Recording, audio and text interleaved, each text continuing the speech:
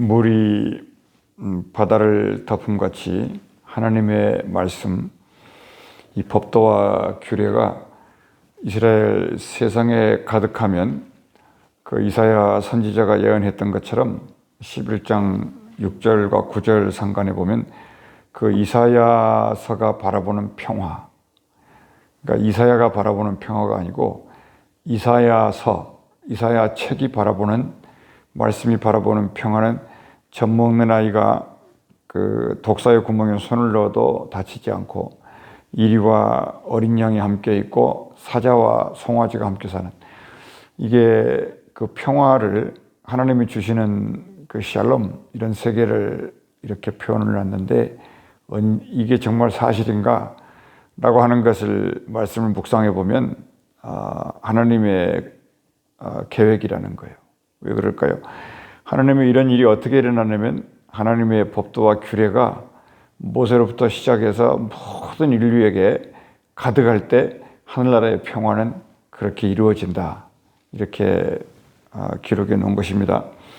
그러니까 일단은 개인의 평화, 그리고 또 이웃과의 평화, 하나님과의 평화는 다른 것으로는 될 수가 없고 하나님의 규례와 법도가 온전히 지켜질 때 그런 나라가 온다. 이 기준을 놓치지 말자. 이게 하나님의 비전이고요.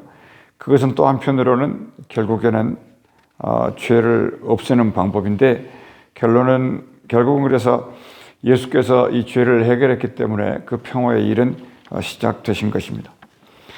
오늘 우리는 신명기 10장 이 말씀을 가지고 두 번째 돌판 앞에서 이런 말씀으로 은혜를 나누겠습니다. 그 두 번째 돌판을 모세에게 얘기했습니다. 1절 말씀에 두 돌판을 처음과 같은 두 돌판 이렇게 말했죠. 다듬어 가지고 산에 올라 내게 나오라. 근데 하나 더 추가된 것은 뭐였냐면 나무 궤 하나를 만들라. 이 말씀을 주님이 추가했어요. 이제 함부로 이제 어떤 일이 있어도 깨트리지 말라 그런 뜻이죠. 이제 그러니까 칼이 있으면 칼집을 만들으라는 것 같이. 그러니까 다시 계명을 써 주시는 것은 하나님의 은혜예요. 물이 바다를 덮은 것 같은 그 일을 시작하시는 것입니다. 다시 시작하신 하나님이에요. 은혜를 주시는 하나님이고 자비로우신 하나님이고 인자와 진리가 충만하신 분이고 노하기를 더디하시는 분이라는 하나님의 그 근본적인 본색이라 그럽니까? 그거를 모세 앞에 또 드러내시는 분입니다. 생각해 보면은 이 법도 이 계명을 깨트린 이후에 다시 주지 않았더라면 아무런 이스라엘 백성의 근거가 사라지는 것이고 또 인류의 살아가야 될 판단 근거가 없어지는 거예요. 그러니까 하나님도 이걸 주셔야 되는데 이제 법궤를 다 만들어서 가져와라. 그러니까 처음과 같이 가져와라 그 말이니까 항상 그 첫사랑을 잊어먹지 마라. 처음 출발했을 때의 그 중심이 흔들리지 마라. 반드시 주님은 세상은 흔들려고 하지만 너와 함께 한다. 그러니까 잠깐 흔들림이 있다 할지라도 그것은 너희들의 중심을 더 단단하게 하고 든든히 하고 하니까 십자가 단단히 붙들고 나가라. 주님은 변치 않는다. 믿음을 놓치지 말라는 메시지가 있는 것입니다. 그래서 여러분 모세가 준비할 때 똑같이 준비하라고 했어요. 왜 그러냐면 이것은 처음에 돌파는 하나님이 분명히 써주신 것이지만은 너가 이제는 준비해서 올라오라. 준비해서 올라오라는 거예요. 그러니까 이제는 너가 준비하고 내가 써준다. 이게 하나님의 은혜는 너희의 순종된 명령 위에서도 하나님의 은혜는 진행이 될 거다. 여기가 참역해서 우리가 선을 만들자 이런 얘기입니다. 그러니까 모세는 모든 상황 속에서 모세의 마음을 괴롭혔던 것은 뭐냐면 의심은 하지 않았는데 낙심했다는 거예요. 하나님이 살아계신 것은 확실하게 믿었죠. 왜냐하면 하나님을 보고 맛보고 증거하고 직접 대화를 나눴기 때문에. 근데 낙심했던 건 뭐냐면 그 하나님의 말씀이 백성 사이에 내려갔고 그 백성이 그 말씀을 받아들이는데 현실적인 어려움이 굉장히 많았다는 거예요. 왜 그랬을까요? 현실 그 자체가 말씀과 부딪혔다는 것입니다. 그러니까 백성들도 그렇게 될 수밖에 없었는데 그래서 모세는 언제든지 뭐하고 싸웠어야 되냐면 가나안 땅을 앞두고 행진하는 과정 속에 포기시키는 일들, 이런 일들이 이 모세를 항상 괴롭혔을 것이다. 그러니까 이런 생각을 합니다. 그러니까는 두 번째 돌판을 은혜로 이제 주시기 위해서 그렇게 명령했는데, 그러니까 하나님의 말씀은 이런 입장에 보면은 어떤 경우에도 폐해지지 않는다. 그러니까 푸른 말하고 꽃은 시들지만 하나님의 말씀은 영영이 선다. 이거는 영원한 진리예요. 그러니까 하나님의 말씀이 이 땅에 내려왔지만은 이 말씀은 어려움이 있고 좌절되고 방해는 받는다 할지라도 하나님의 나라의 말씀은 반드시 이루어지고 하나님 입에서 나간 말씀은 그 뜻을 이루기 전에는 다시 돌아오지 않는다. 그 예수님을 두고 말씀하신 거잖아요. 하나님의 말씀을 품고 세상에 보냄받은 예수는 그 말씀의 뜻이 이 땅에서 이루어지기 전까지는 결코 예수는 아버지 하나님께 돌아갈 수가 없다. 지금 이거거든요. 이게 사도 정신이고 이게 믿음의 정신이기 때문에 뒤로 물러가서 침륜에 빠질 자처럼 그렇게 하지 말고 앞을 향해서 나아갈 수 있는, 점프할 수 있는 기회로 삼아라. 이런 얘기예요. 그러니까 어느 정도 예수님이 말씀드렸냐면 일전에도 얘기했지만은 예수님이 그렇게 하거든요. 사람들은 예수님이 오셨으니까 고달팠던 율법의 삶이 폐지되고 예수로 말미암아 새로운 삶이 시작될 거란 기대를 했죠. 근데 예수님은 뭐라 그러냐면 내가 율법을 폐하러 온 게 아니다. 나는 하나님의 법을 이루려고 왔고 하나님의 법을 완성하려고 왔다 그랬죠. 이 말씀을 붙들어도 하나님께 가까이 갈 수 있는 기회가 많이 문이 열리는 거예요. 예수님은 근거가 있는데 오늘 여기 두 돌판이 근거라는 거예요. 새롭게 써준 하나님이 친히 손으로 쓰신 것. 이 손으로 쓰신 것을 영적으로 생각해 보면 예수의 영이 거기에 있었지 않았겠습니까? 모세, 엘리와 그리고 또 베드로, 야고보, 요한이 변화산에서 한 자리에서 만났잖아요. 그리고 그리스도는 창세 전에 있었다 그랬잖아요. 예수님은 하나님과 창조 전에 있었다 그랬잖아요. 그리고 그와 같은 지혜로 주의 손가락으로 모든 걸 지었다 그랬는데 그 모든 광경을 본 증인이 있었는데 성부, 성자, 성령의 증인이었다. 오늘 여기 말씀도 그 증인이에요. 처음과 똑같이 가지고 와라. 이게 첫사랑이에요. 하나님의 사랑은 변치 않는다는 거예요. 거기다가 하나님이 또 친필로 말씀을 써서 두 돌판에다가 줬을 때 그 돌판을 가지고 왔을 때 이들이 처음으로 돌판을 구경하게 된 거예요. 왜냐하면 보여주기도 전에 깨버렸으니까. 그러니까는 하나님의 말씀은 이걸 근거해 볼 때 1.1핵도 없어지지 않는다. 아마 천지는 없어질 거다. 그러니까 말씀을 하나하나 붙들어라. 그러니까 헬라어에 이오타학이라는 게 있어요. 점 찍는 게 있거든요. 문자 중에 그걸 쓰면서 근데 그 점 이거 빠뜨리면 안 된다. 이제 그런 거였다는 거죠. 그리고 두 번째는 이 기록된 계명이 없으면은 하나님의 사랑, 이웃 사랑, 그리고 바리새인이 질문할 것도 없어요. 계명 중에 무엇이 가장 질문하잖아요. 최고의 계명이 예수님이 그 계명 이것은 하나님을 사랑하고 이웃 사랑인데 결국은 사랑이다 이렇게 말하는 건데 이 말의 근거도 이 두 돌판 처음과 같은 이 돌판이 있었기 때문입니다. 그러니까 판단할 근거를 줬다는 거예요. 구약성경이라는 것은. 그리고 그 말씀은 이런 의미다라고 설명해 준 것 이것이 예수님의 말씀이었다는 것이죠. 그리고 세 번째는 이스라엘이 하나님의 규례, 세상의 규례와 사람들의 지혜가 모아져 가지고 쓴 법이 아니고 하나님이 직접 써주신 규례와 법도, 이 법도가 있는 나라가 되게 하려고 그 나라를 세우기 위해서 똑같이 하나님이 또 이 두 번째 돌판을 허락을 해주신 거다. 그러니까 또 하나 생각해 보면은 이런 겁니다. 이들이 유목민이었지 않습니까? 목축업을 했던 사람이잖아요. 유목민들은 어디에 정착을 잘 못해요. 계속 이동을 해야 돼요. 맞습니까? 질문 있어요? 예, 그런 건데,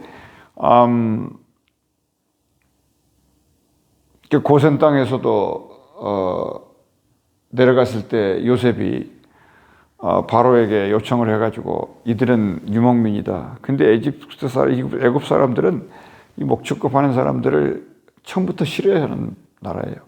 근데 그들에게 요셉이 하나님의 은혜를 받았잖아요. 그러니까 바로를 설득해가지고 이 이스라엘 백성들이 가나안 땅에 가뭄이 일어나고 너무 힘들었을 때 고센 땅에서는 뭘 하도록 허락했냐면 이 목축으로 할 수 있도록 특별히 허락해 준 거예요. 그것만 봐도 하나님이 이스라엘 백성들을 얼마나 눈동자처럼 보호하기를 원했고 사랑했고 이걸 알 수가 있어요. 이제 아시겠잖아요. 예수님의 말씀을. 너희들에게 법을 먼저 주려고 했던 거 아니라고. 너희를 사랑한 거라고. 법 이전에 사랑한 거라고. 그런 거 아니었습니까? 창세기에서. 그러니까 그것이었다고. 그리고 율법을 준 건데 그것도 하나님의 사랑의 표현일 뿐이었을 거라고. 이렇게 예수님이 바리새인에게 설명을 했습니다. 그리고 이제 두 돌판이 다시는 깨지지 않아야 되잖아요. 그 근거가 있어야 되니까, 책이 있어야 되니까 그 다시는 깨지지 않는 방법은 마음의 할례를 받아라. 처음으로 이 마음의 할례라는 말이 처음 나옵니다. 10장 16절에 그러므로 16절 보겠습니다. 그러므로 너희는 마음의 할례를 행하고 다시는 목을 곧게 하지 말라. 16절 보겠습니다. 마음의 할례를 보세요. 마음의 할례를 행하고 다시는 목을 곧게 하지 말라. 이게 써 있지 않습니까? 그러니까는 마음의 할례가 아니고 육신의 할례였잖아요. 근데 모세는 지금 왜 마음의 할례를 했을까요? 그렇죠. 이 말씀을 마음의 신비에 새기라는 거예요. 이제 그래야지 더 이상 깨지지 않는 겁니다. 사람의 영향을 받지 않는다는 거예요. 이 돌판, 이 신비의 이 말씀의 마음의 할례를 받게 되면 이 말씀이 너희 마음판에 새겨진다는 이 말을 처음으로 이제 하게 된 것입니다. 이런 이유들 때문에 이 두 돌판 앞에서 모세의 생각이 굉장히 많았을 거예요. 이 모세가 뭐 개인적인 분노, 개인적인 그걸로 던져서 깨버린 거 아니지 않습니까? 그러니까 하나님이 그 모세와 백성들에게 이 두 번째 기회를 주신 거예요. 세컨 찬스를 주셨어요. 이제 더 이상 기회가 없다는 거예요. 아담에게 첫 번째 기회를 줬었는데 불순종했잖아요. 두 번째 기회를 그리스도를 통해서 주셨는데 이거는 완전하다는 거예요. 근데 뭐가 문제냐면 예수의 말씀을 이 도대체 백성들이 받아들이는 과정에서 모든 문제가 발생했다는 것입니다. 그것은 언제든지 현실이 하나님의 말씀을 근본적으로 거절한다는 거예요. 그러니까 그 뒤에 뭐가 있는가 하는 것은 금방 아는 거죠. 그러니까 두 번째 돌판에 이제 글을 써준 건데, 둘째로 모세에게 두 돌판을 직접 다듬어서 준비하여 올라오라 이렇게 얘기를 했을 때 모세는 그대로 순종했다는 거, 이게 중요해요. 그러니까 하나님과 모세의 관계는 나중에 약간 변동한 부분이 있는데 기본적으로 그것은 흔들릴 수 없는 관계였다.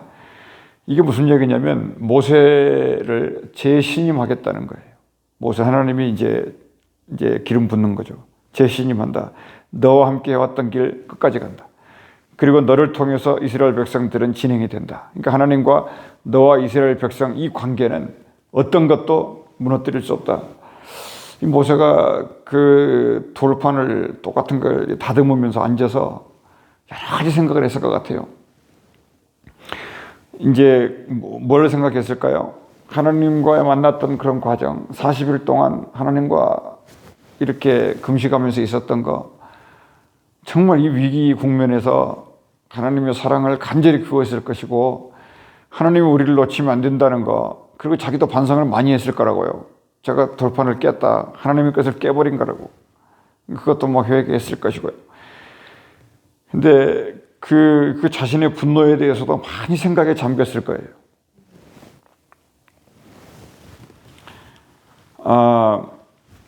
모세는 하여튼간에 이 지난날에 생각해보면 첫 번째 기억이 뭐가 났을 거냐면 그 물 좀 다오 이렇게 말하라 그랬는데 그 지팡이가 문제였거든요. 이 지팡이로 홍해를 가르기도 했지만은 이 지팡이가 하나님의 말씀에 완전히 순종해서 쓰기 전까지는 이제 모세를 힘들게 만드는 이유도 돼요.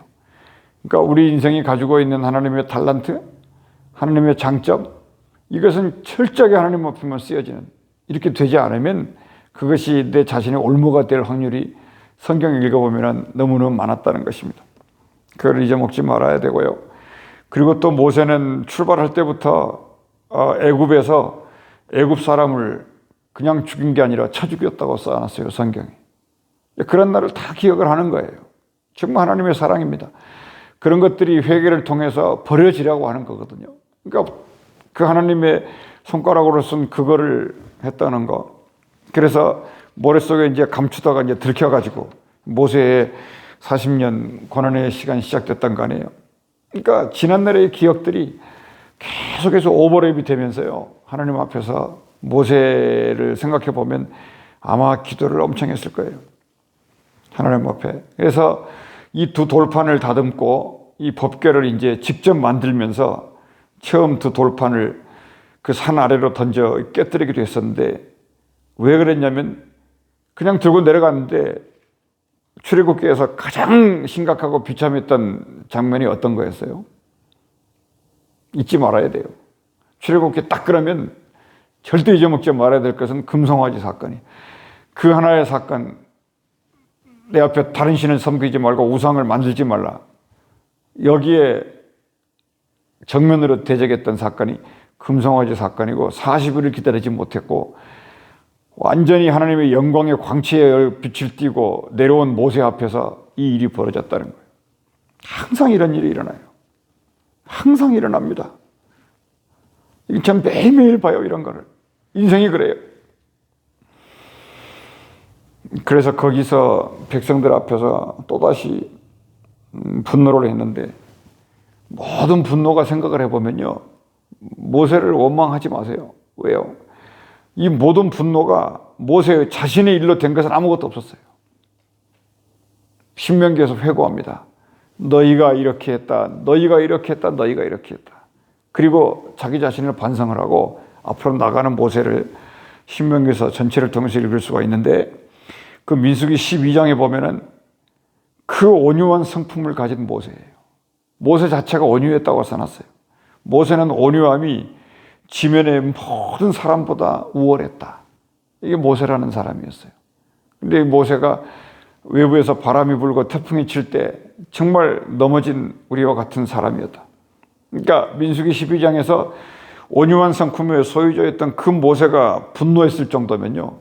이 백성들이 하나님 앞에서 감당하지 못할 죄악을 저질렀을 경우였어요.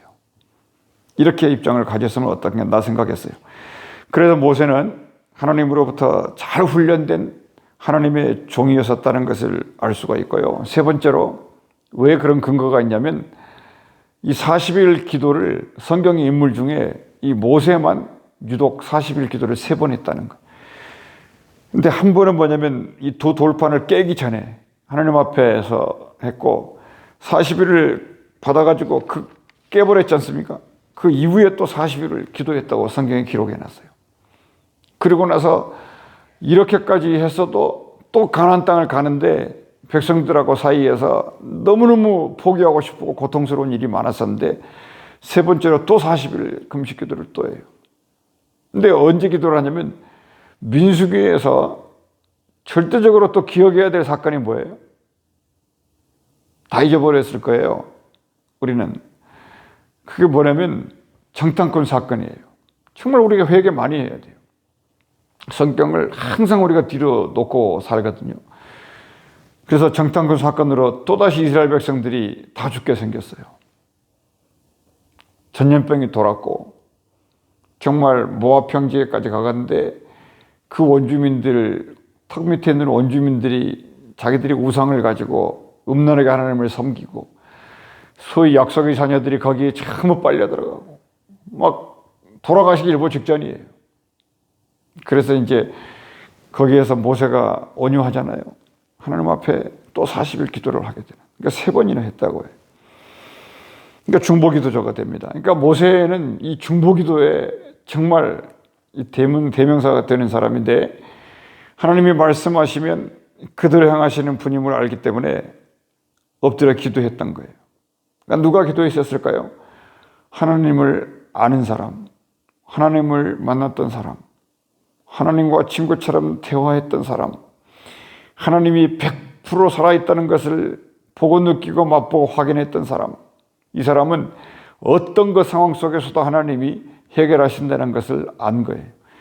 근데 모세의 기도가 이 보통 이 기도가요, 뭐라 그럴까요? 죽게 아니면 살게 해요. 이 이스라엘 백성들을 용서해 달라고. 그 중보기도죠. 그래서 중보기도 40일을 3번 했을 때 정말로 모세는 그래서 기도의 종이었다. 어쩔 때는 막 그 현장에 있어 보고 싶은 생각도 들어요. 막 그냥 그렇게 기도하고 내려온 모세하고 대면하고 싶은 마음도 들고. 그러니까 이런 그것을 나중에 이제 천국에 가면 다 만날 수 있다는 거죠. 그러니까 우리가 이런 얘기입니다. 이 서로에게 이 기도를 부탁한다는 거. 그것은 굉장한 사건을 만들어요. 그러니까 이런 말이 있었어요. 이 기도 부탁하고 싶은 마음만 먹어도요, 하나님이 벌써 응답을 준비하신다, 이런 얘기가 있어요. 그리고 이제 아까 말씀드렸지만은 마지막으로 부탁하는 게, 모세는 이제 마음의 할례를 행하라고 말합니다. 신명기의 특징이 이거예요. 그러니까는 그 옛날에는 육신의 할례였는데, 이 신명기가 하나님의 두 번째 책이라는 것을 말해주는 증거가 이런 얘기라고요. 두 번째 돌판을 만들어. 이게 제2의 율법이라 그러잖아요. 잊어먹지 마세요. 이제 이런 거고, 그리고 마음의 할례, 이런 얘기들이, 모압 평지, 이런 얘기들이, 그리고 모세의 생애의 마지막, 이런 얘기들이 뭐냐면 두 번째 법. 이 법은 마음의 법이다, 이런 뜻이에요. 옛날에 시내산에서는 그냥 써있는 기록된 말씀을 주셨다면 그것을 모세를 통해서 폐해지면서 이 말씀은 하나님의 마음에 새겨져야 한다, 이렇게 얘기했던, 이게 하나님의 뜻이었을 거라고. 그래서 여러분, 왜냐하면요, 하나님은 이 마음 중심을 보시기 때문에 그 마음에 계명이 새겨져 있느냐, 신비에 새겨져 있느냐, 이거를 보시고 하나님은 일하신다는 거예요. 이 신비에 새겨진 이 마음의 할례가 누구였어요? 예수님이었고요. 예수님의 성령이었다. 이렇게 되는 겁니다. 그리고 이제 그 뒤에다가 뭔 말을 붙였냐면, 마음의 할례를 받지 않은 사람들의 공통점이 뭐냐면 목을 곱게 하는 백성이다. 이게 이스라엘 백성들에게 꼬리표처럼 따라다니는 얘기였어요. 이스라엘 백성 딱 그러면 쟤네들은 목이 곧은 백성. 자기들도 그렇게 알고 있었어요. 근데 왜 그랬냐고요? 마음의 할례를 받지 못했기 때문입니다. 마음의 할례를 받으면 어떤 일이 일어나냐면 사람을 외모로 보지 아니하시는 하나님을 알게 됩니다. 그리고 또 뇌물 같은 걸 안 받아요. 그리고 고아와 과부와 나그네를 사랑합니다. 이렇게 되면 성경이 다 끝난 거예요. 마태복음 25장에서 누가 의인입니까를 묻잖아요. 내가 한 게 아무것도 없는데요. 그게 의인이에요. 그럼 무슨 얘기입니까? 마음에 할례가 했다 그 말이에요. 네 안에 있는 하나님의 법도와 규례가 했다 그거예요. 그거를 해방이다, 자유다, 이렇게 얘기한다는 것입니다.